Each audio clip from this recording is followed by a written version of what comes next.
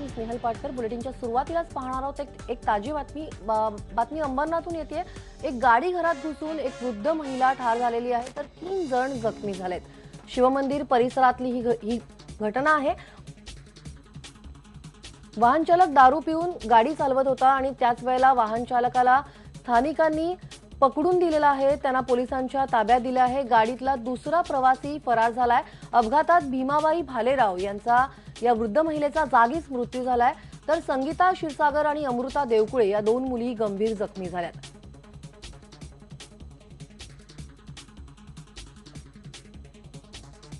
आणि याविषयी अधिक माहिती घेऊयात आपला अंबरनाथचा रिपोर्टर गणेश गायकवाड कडून. गणेश, एका स्कॉर्पिओ गाडीनं घराला धडक दिली आणि त्यातली एक वृद्ध महिला ठार झालेली. आतापर्यंत गुन्हा नोंद झालाय का आणि कोणाला अटक करण्यात आली का? स्नेहल, जो यातील स्कॉर्पिओचा जो गाडी चालक होता ज्याचं नाव आहे सोनी म्हणून, त्याला पोलिसांनी लगेच ताब्यात घेतलं. तिथले ते स्थानिक नागरिक होते, त्यांनी त्याला बेदम चोप दिला आणि त्यानंतर पोलिसांनी त्याला ताब्यात घेतलेला आहे. त्याची स्कॉर्पिओ गाडी देखील पोलिसांनी ताब्यात घेतलेली आहे. अंबरनाथच्या प्रकाशनगर परिसरातील ही घटना आहे. 7:30 ते 8 दरम्यान घडलेली ही घटना आहे आणि तिथल्या स्थानिकांचं असं म्हणणं आहे की या गाडीमध्ये काही मद्याच्या बाटल्या होत्या, त्यामुळे तशा प्रकारचा गुन्हा या चालकावर दाखल केला पाहिजे आणि रात्री उशिरापर्यंत अंबरनाथच्या शिवाजीनगर पोलीस स्थानकात या चालकावर गुन्हा दाखल झालेला आहे.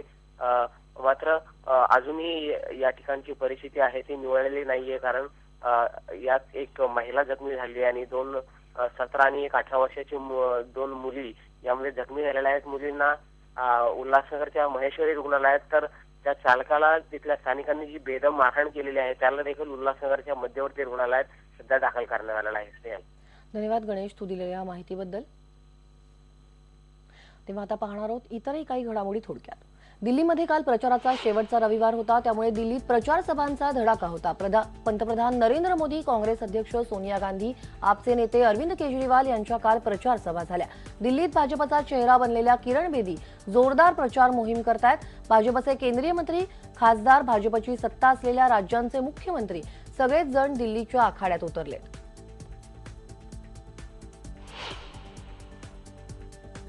काल दिल्लीच्या द्वारका भागात पंतप्रधान नरेंद्र मोदींनी प्रचार केला. यावेळी बोलताना त्यांनी अरविंद केजरीवाल आणि काँग्रेसवर टीका केली. त्यांनी या दोन्ही पक्षांच्या पडद्यामागे काही वेगळ्या हालचाली सुरू असल्याचा आरोप केला.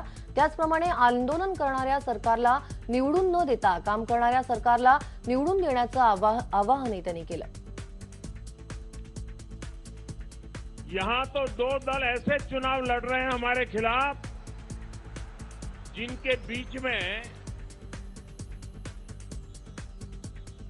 सरकार बनाने के लिए पर्दे के पीछे सौदे होते हैं.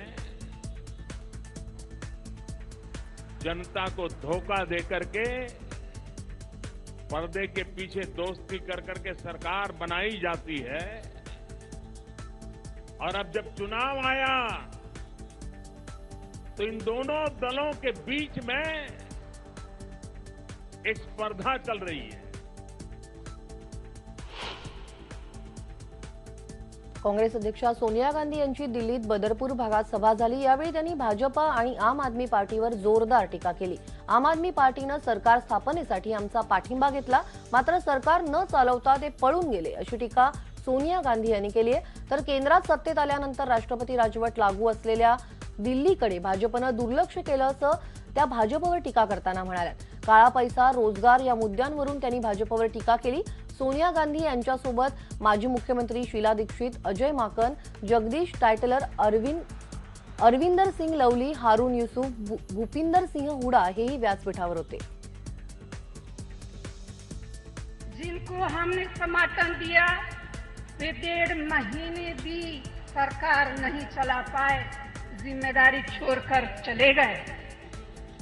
फिर आए भाजपा सरकार, वो भी चुनाव कराने की जगह अपनी जिम्मेदारी निभाने की बजाय चुनाव टालती रही और दिल्ली को अपने हाल पर छोड़ दिया. अरविंद केजरीवाल यांनी काल दिल्लीच्या शास्त्री नगर भागात प्रचार सभा घेतली. यावेळी बोलताना त्यांनी भाजपच्या प्रचाराच्या मुद्द्यांवरून टीका केली. पंतप्रधान नरेंद्र मोदींनी घेतलेल्या सभेत कोणतीही मोठी आश्वासनं दिली नाहीत असा टोला त्यांनी लगावला. त्यांच्या भाषणातल्या 70% भाग माझ्यावर टीका केल्याचं केजरीवाल म्हणाले. आपने दिलेली आश्वासनं पूर्ण केल्याचंही त्यांनी यावेळी सांगितलं. बड़ी उम्मीद थी बीजेपी से कुछ करेगी, बड़ी आस लगाई थी लोगों ने कुछ करेगी. आज 7 महीने के बाद मैं जब पूरी दिल्ली में घूम रहा हूं तो लोग कह रहे हैं जी धोखा हो गया, बहुत बड़ा धोखा हो गया. जितने वादे बीजेपी वालों ने चुनाव से पहले किए थे, एक एक करके सब वादों से पलटते जा रहे हैं. लोग कह रहे हैं जी भाषण से पेट नहीं भरता. कुछ भी 7 महीने के अंदर जितने वादे किए थे लोगों ने कहना चालू कर दिया ये यू टर्न पार्टी है. चीन बरोबर असलेल्या सीमावादावर लवकर तोडगा काढण्यासाठी भाजप कटिबद्ध असल्याचं परराष्ट्र मंत्री सुषमा स्वराज यांनी स्पष्ट केलंय. भारत आणि चीनचे संबंध आणखी दृढ करण्याच्या दृष्टीनं स्वराज यांनी 6 कलमी कार्यक्रम सुचवलाय. बीजिंगमध्ये इंडिया चायना मीडिया फोरमला संबोधित करताना स्वराज यांनी हा कार्यक्रम मांडला. सुषमा स्वराज यांचा 4 दिवसांचा चीन दौरा कालपासून सुरू झालाय.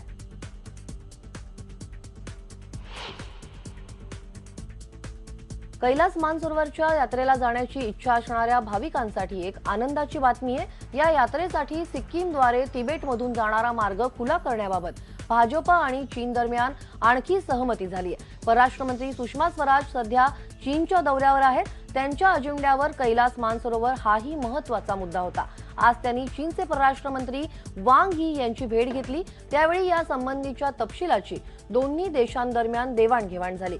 त्यामध्ये हा प्रस्तावित मार्ग नथुला खिंडीतून जाणार आहे. या मार्गातून बसचा प्रवास सहज शक्य आहे.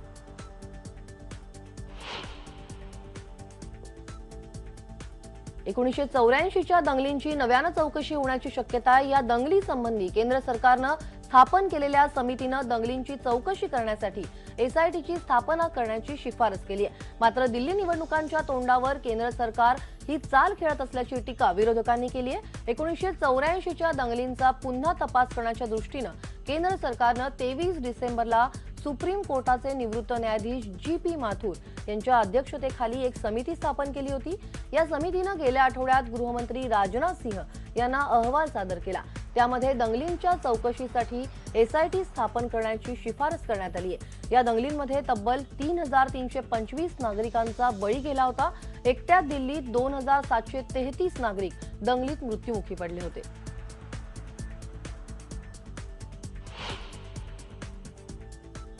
ज्येष्ठ समाजसेवक अण्णा हजारे यांची भाजपचे माजी नेते गोविंदाचार्य यांनी काल भेट घेतली. त्यांनी केंद्र सरकारच्या कार्यपद्धतीवर नाराजी व्यक्त केली. त्यामुळे ज्येष्ठ समाजसेवक अण्णा हजारे यांनी पुकारलेल्या आंदोलनामध्ये समविचारी संघटना एकत्र येण्याची शक्यता वाढली आहे. काळा पैसा, भूसंपादन आणि लोकपालच्या मुद्द्यावर रामदेव बाबा, राम जेठमलानी, गोविंदाचार्य आणि अण्णा हजारे यांची प्राथमिक चर्चा सुरू आहे. आता चर्चा करणार आहे. आता आंदोलन भेटायला आले तर भेटलो आम्ही. आता चर्चा करणार आहे. आता आंदोलन भेटायला आले तर भेटलो आम्ही. मेक इन इंडियाच्या पार्श्वभूमीवर राज्यातील कामगार कायदे बदलण्याचा निर्णय राज्य सरकारने घेतलाय. सध्याच्या कायद्यामुळे कॉन्ट्रॅक्ट लेबर सिस्टीम फोफावत चालली असल्याचं मुख्यमंत्री देवेंद्र फडणवीस यांनी म्हटलंय. सध्याच्या कामगार कायद्यामुळे कामगारांचा काहीच फायदा होत नाही. त्यामुळे कामगार कायद्याच्या सुधारणेमुळे कामगारांचंच हित असल्याचंही फडणवीस म्हणाले. मुळामध्ये आत्ताचे जे आपले लेबर लॉज आहेत याचा लेबरलाही फायदा नाही आहे आणि इंडस्ट्रीलाही फायदा नाही आहे.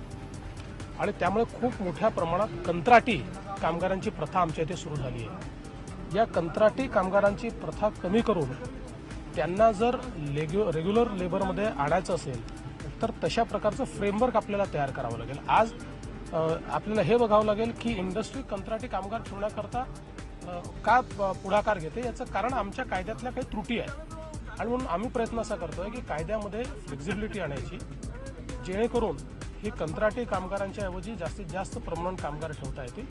आणि हे करत असताना आज जे आमचे डिस्प्यूट्स आहेत ते वर्षानुवर्ष चालतात. त्यामुळे ते डिस्प्यूट जर लवकर आम्ही सॉल्व्ह केले तर एखादी इंडस्ट्री जी आहे ही इंडस्ट्री आज वर्षानुवर्षाच्या डिस्प्यूटमुळे ती बंद पडते, बंद राहते, पुन्हा सुरू होऊ शकत नाही.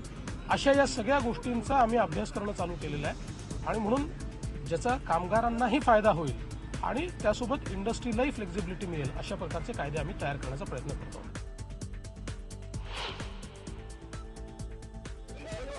मुख्यमंत्री देवेंद्र फडणवीस यांनी ई रिक्षामध्ये नितीन गडकरी यांना मागे बसवून ई रिक्षाची सफर घडवली. निमित्त होतं नागपूरच्या मानकापूर स्पोर्ट्स स्टेडियममध्ये आयोजित युथ एम्पॉवरमेंट समिटचं. नितीन गडकरी आणि देवेंद्र फडणवीस यांना समिटचे आयोजक आमदार अनिल सोले यांनी ई रिक्षा दाखवली. त्यावर मुख्यमंत्र्यांनी ई रिक्षा चालवण्याची विनंती मान्य करत रिक्षा चालवली आणि नितीन गडकरी आणि अनिल सोले यांना सफर घडवली.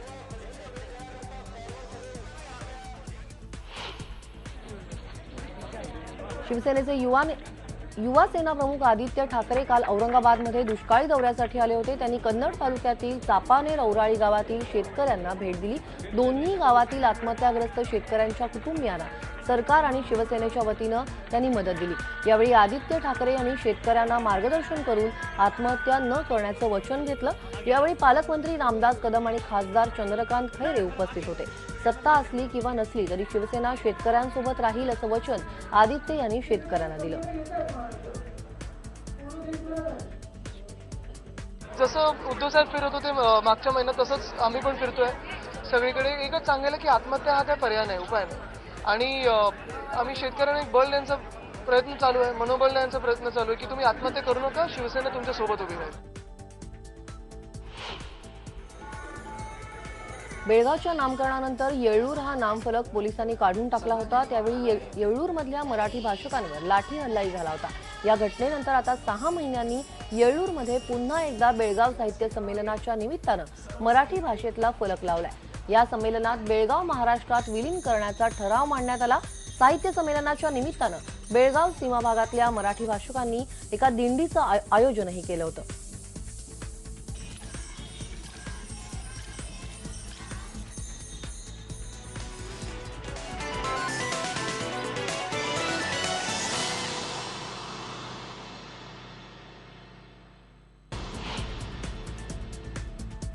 परभणीमध्ये आनंदनगर भागात झालेल्या स्फोटाच्या घटनास्थळी आज नांदेड एटीएस आणि औरंगाबादच्या फॉरेन्सिक पथकानं पाहणी केली.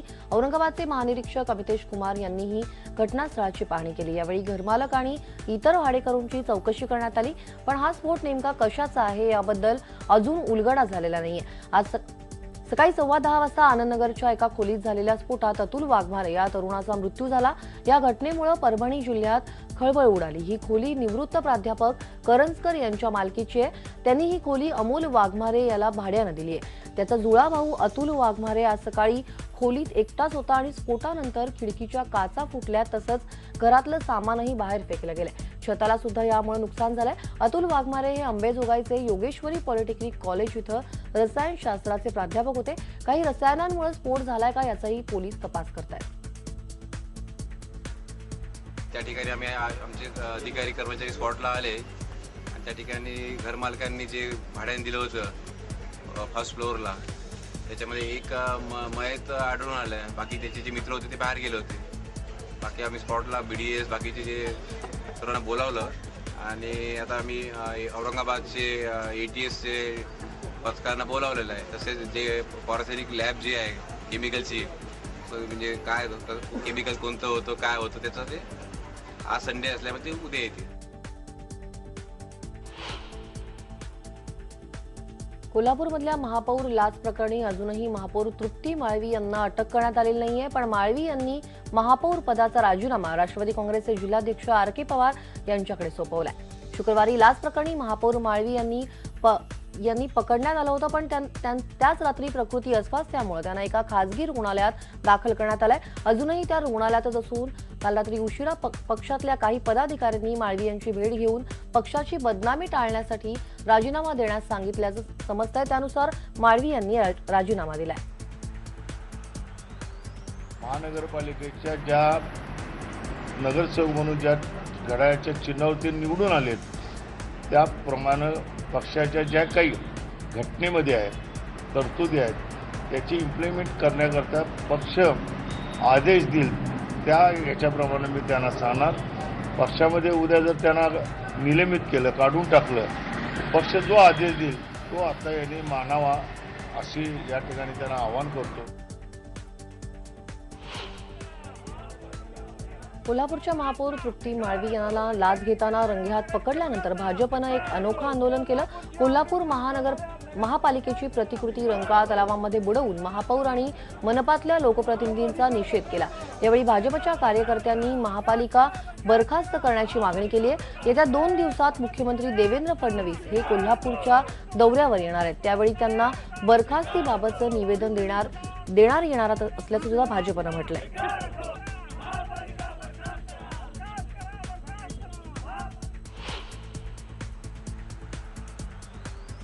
पुण्यातील वडगाव भागातल्या ब्रह्मासन सिटी सोसायटीमध्ये 24 तास 40 सुरक्षा रक्षक असताना सुद्धा एका चोराने गेल्या 6 महिन्यात 70च्या वर घरफोडा केल्याचा प्रकार उघडकीस आलाय. अखेर स्थानिकांच्या मदतीनं या चोराला अटक करण्यात पोलिसांना यश आलंय. हिम्मत उर्फ फिलिप पीटर रिबेलो असं या चोराचं नाव आहे. या चोरानं या सोसायटीमध्ये एक घर भाड्यानं घेतलं होतं. सोसायटीची रेकी झाल्यानंतर त्याने ही सोसायटी सोडली आणि त्यानंतर चोऱ्या करायला सुरुवात केली.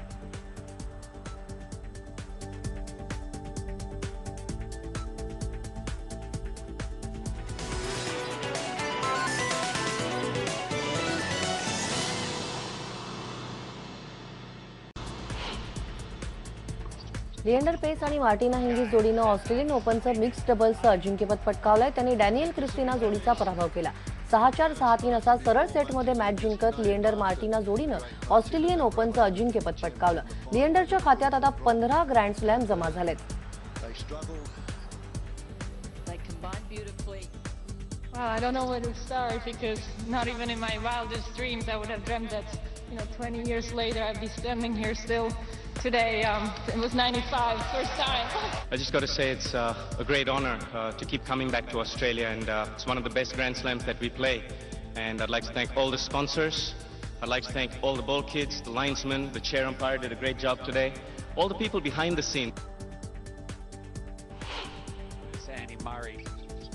नोवाक जोकोविकनं 5व्यांदा ऑस्ट्रेलियन ओपनचं अजिंक्यपद पटकावलंय. फायनलमध्ये जोकोविकनं अँडी मरेचा पराभव केला. 7-6, 6-7, 7-3, 6-0 असा विजय जोकोविकनं मिळवला. पहिल्या 2 सेटमध्ये मरेनं जोकोविकला जबरदस्त टक्कर दिली. पहिला सेट गमावल्यानंतर दुसरा सेट जिंकत मरेनं जोकोविकला आव्हान दिलं. पण पुढच्या 2 सेटमध्ये मरेचा खेळ कमी पडला आणि जोकोविकनं दोन्ही सेट सहज जिंकत ऑस्ट्रेलियन ओपनचं अजिंक्यपद पटकावलं. स्पीड न्यूजमध्ये इथेच थांबूयात, पण बातम्यांचा ओघ IBN लोकमतवर असाच सुरू राहील. अचूक बातमी, ठाम मत, पहा फक्त IBN लोकमत.